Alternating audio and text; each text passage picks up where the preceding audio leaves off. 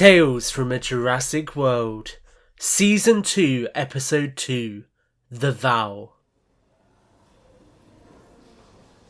6 months had passed since the events at Big Rock Campground, and the world had been changing in response to the rising prevalence of dinosaurs. Biosyn Genetics, the international genetics firm well regarded for their many scientific discoveries, had now been commissioned by the US Congress to collect dinosaurs across the globe, finding them a new home in the Dolomites Mountains.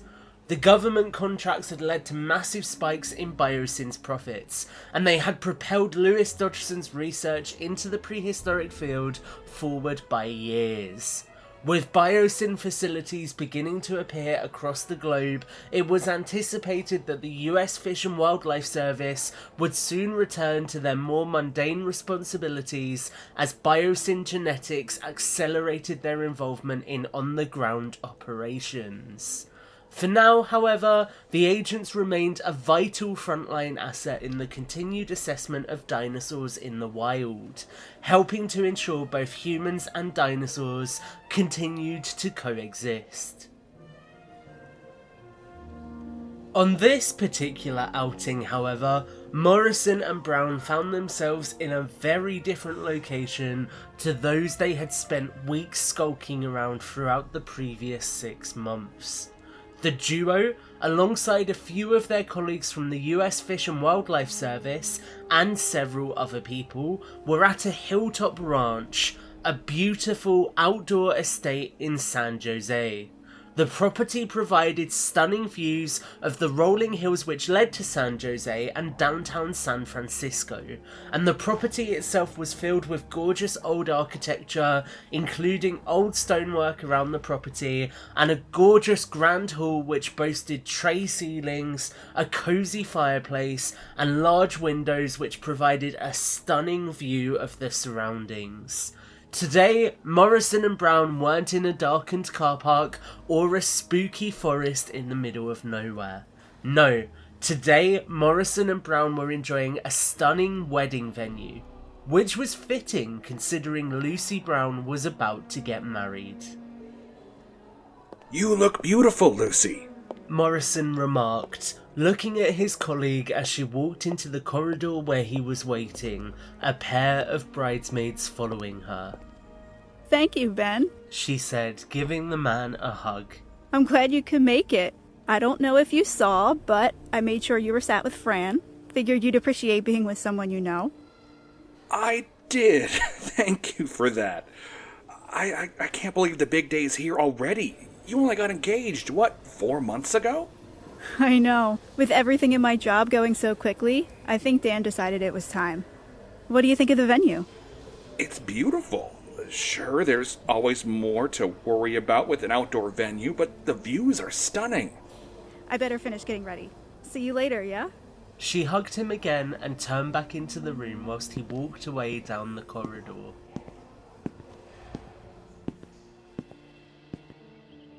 A few moments later, Morrison was out in the courtyard of the lavish estate, where several vehicles were pulling up and letting guests in suits and dresses dismount from them and move into the grounds of the property. As he walked through, he noticed a man dressed in a grey three-piece suit complete with a pink tie. His black hair was slicked back and his stubble was greying slightly. He wore a pink rose to match the tie through his lapel, and as he noticed Morrison, he finished his conversation with a lady whom he was talking to and began to make his way towards him.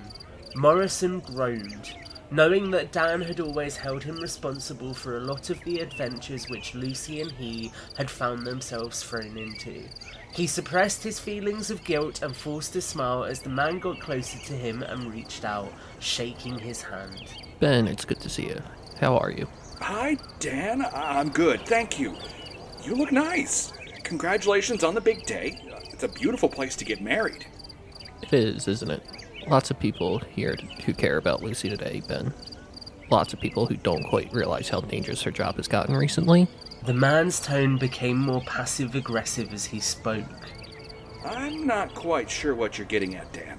I'm saying there's a lot of people who would hold you accountable if something happened on one of those calls. His tone shifted to ice cold. Ben frowned at him. Lucy is her own person, Dan. She can decide what she wants to do for herself. She needs you supporting her, not controlling her decision-making. I'm trying to stop her from getting hurt, Ben. It's only a matter of time. Ben clenched his fist tightly as he thought about his next rebuttal. Luckily, the tension was diffused as Fran Marshall walked between the gentlemen, wearing a green satin dress, and smiled at them both. Dan, it's good to see you. Ben, come on, we need to take our seats. Perfect timing, Fran. I was just about to head over there. I'll walk with you. You look lovely, Dan. Catch up after the ceremony? A few moments later, the guests for the wedding were assembled outside of the venue, sat in rows of chairs in front of a gorgeous wooden awning decorated with rows of flowers and layers of beautiful curtain. The ceremony had been going for a short while at this point, and Morrison and Marshall were enjoying it. As Dan and Lucy approached their vows, Morrison and Marshall smiled, happy that their friend was about to marry the love of her life. Morrison, however, felt something uncomfortable twinge in his heart, still feeling the weight of the barrage of words which Dan had launched at him just a few hours earlier. Was he right? He was pulled out of his thoughts as the man acknowledged his vows in front of the crowd of gathered onlookers. I do. There was a pause as the ceremony conductor turned to Lucy, encouraging her to acknowledge her own vows. I do? She said, her voice strained into a question. Morrison was confused by why Lucy's voice had faded for a moment, and then he spotted what she could see. On the horizon, moving purposefully through the sky behind the rolling hills, around 30 small shapes were rapidly approaching. As they got closer, he could make out flapping wings and the rows of sharp teeth which made it clear that these creatures were Dimorphodons, aerial predators which were part of Isla Nublar's hatchery.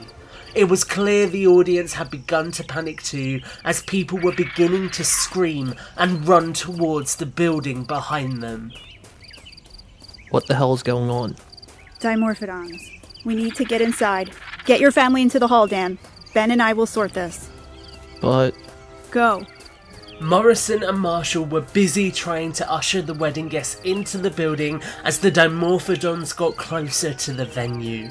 Marshall had her phone held to her ear, frantically talking to their local field office as she did so. Multiple Dimorphodons at our current location. Notify the FAA and get me some ground units with tranquilizer rifles and net launchers up here, ASAP. We need as much assistance as we can possibly get to deal with this. Morrison continued to help people into the building, attempting to calm down the situation as he did so. It's okay, everyone. Let's just get inside and get some shelter. It'll be okay. There was a sudden noise from behind him and Morrison turned, realizing that the nearest Dimorphodon was now close enough to swipe down and attack them. He grimaced as the animal lunged at him, sending wooden chairs flying as he dived for cover. He was able to grab one and throw it at the animal, catching it as it was mid-air and sending it plunging towards the ground. He turned to see Lucy, who was quickly helping him up. Come on, let's get inside. A few moments later, all of the guests were locked inside the hall, calmly observing the Dimorphodons through the windows which gave them a wide view of the outside area. They could see the pterosaurs jumping around the chairs and picking at things which had been dropped during the calamitous stampede. The creatures had already torn down the curtains which were mounted to the awning, and flowers had been picked off and gnawed from the decoration. There was some quiet mumbling in the room as people spoke about what was going on outside, clearly disturbed by the fact that these creatures could appear so quickly out of nowhere. I thought the flying ones were last seen down south. How could they be up here so suddenly? It doesn't make sense. I can't believe this. First, those long-nosed ones ruined my wedding, and now these ones ruin Lucy's. It's not fair. At the back of the room, Morrison and Marshall were stood talking, whilst Brown and her husband sat together, the latter clearly still alarmed by the situation. Brown was reassuring him softly, whilst Morrison and Marshall discussed further. There seem to be more and more aerial ones, Fran. I know. Third encounter with them this month. It's problematic. And what about the Biosyn takeover? When are they gonna deal with this? Not quite sure. They've begun to put some infrastructure in place, but Control thinks it will be a few months before they take over response duty. We've still got a way to go. That we do. Do you... Morrison trailed off as a man shouted from across the room. Someone help! They're trying to get in! Across the room there was a rattling noise as a group of Dimorphodons began pecking away at the windows, smashing through the glass as they forced their way into the room. Morrison sprinted across the room, realising too late that the inside light was attracting them as the outdoor ambient light began to fade.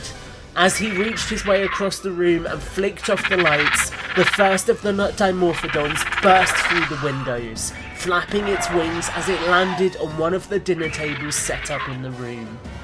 Everyone, against the wall!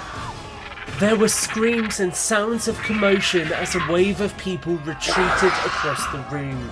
Morrison reached onto a table and grabbed a metal candle holder, swinging it at the Dimorphodon as it attempted to peck at some guests. He hit the animal hard on the head and it squawked before flying out of the window. There was a moment of silence and then another crash as a second Dimorphodon smashed into the room, landing next to Dan and snapping at his suit. Get it away! Brown leapt to her feet, pulling off a high heel as she threw it forcefully at the animal. The heel caught the Dimorphodon in the eye, and it let out a growl before stumbling backwards, falling off the chair it was perched on and landing in a slumped pile on the floor. She pulled off her other heel and threw it towards the animal before helping her husband to his feet. Tears ran from his eyes as she pulled him up and took him towards the wall at the other side of the room. You're okay, Dan, she said, kissing him on the cheek before turning and grabbing a chair to use as a weapon. Brown, Morrison, Marshall, and a couple of the other US Fish and Wildlife Service agents present at the wedding formed a defensive cordon around the group, grabbing whatever they could to hit away at the animals as they burst into the room. There were a few more clashes as more Dimorphodons burst into the hall, but eventually they began to peter out, and the group outside began to rise into the sky as they flew off into the night. Slowly, sirens could be heard pulling up to the estate, and US Fish and Wildlife agents flooded into the compound, equipped with tranquilizer rifles and net guns. They were followed by police officers, EMS, and fire department responders, all coming to check on the situation. Marshall turned to Morrison as the situation began to calm. Ben, I need to coordinate the response. Make sure Biosyn are aware too. I'll be back when it's handled. She gave him a hug and he turned, looking back through the room at the chaos which had unfolded.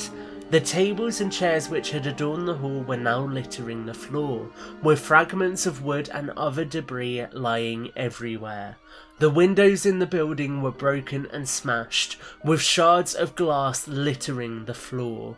Here and there, injured guests were sat being treated by EMS, cuts and scrapes from the debris causing the biggest problems. At the far end of the room, a wedding cake could be seen in a messy pile on the floor, bride and groom icing figures splattered on the wooden floor. Scratch marks adorned the walls and lights were smashed. What had been a beautiful venue a few short moments ago was now a scene of chaos.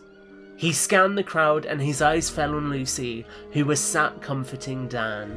She caught his gaze and stood up, reassuring her husband that she would be back in a moment. The two walked outside and began to take in the sights of the hills, now bathed in lights from buildings which stood out against the black sky. I'm sorry your wedding was ruined, Lucy. Not your fault, Ben. Dan keeps telling me I need to stop bringing work home. Didn't think he meant it quite so literally until now. He doesn't think you should be doing this. You know that, right? I know, but it's not his choice. It's mine. I want to help, and if I don't do this, people could get hurt. Hell, people have already been hurt. We have to see this through till the end. Even if it ends up worse than we think. Yes, even if it's worse than we think. Well, all right then. A comfortable silence fell between the pair of friends, and they turned to look out across the hillside once more, taking a moment to enjoy the beauty now that the chaos had passed.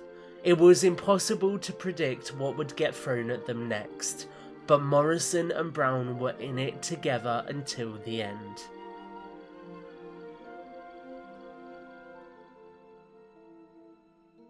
You have been listening to Tales from a Jurassic World.